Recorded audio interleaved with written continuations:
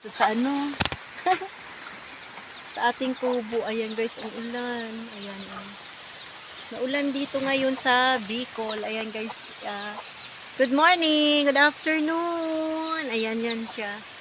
Ayan, Tabornok, ayan, vlog, thank you. Ayan, shout out dyan, baka shout out mo naman yung aking channel, Tabornok. Tabornok vlog, ayan.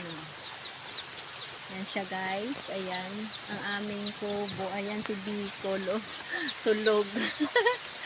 Ayan. Abutan ako ng ano. Nag-upload kasi ako. Ayan. Ngayon mag-video tayo para din sa ano natin.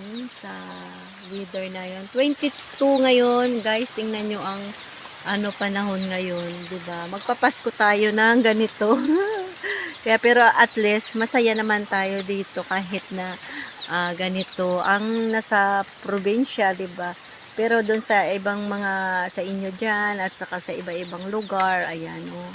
Ang sitwasyon namin ngayon, ayan, ang cute na aming ano tag dito, aming bagong alaga niya. Ayan oh. Na-stop na siya naman, ayan oh.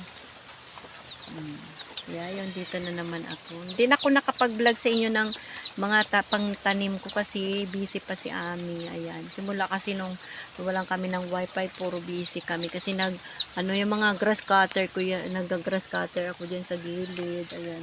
Mga tambak pa kasi ang dami pang mga ayusin dahil mga, di ba, maraming mga lapa-lapa na mga galing sa niyog. Ayan guys. Kaya yun ang aking vlog for today. Oh. Diba? Tulog si Bicol.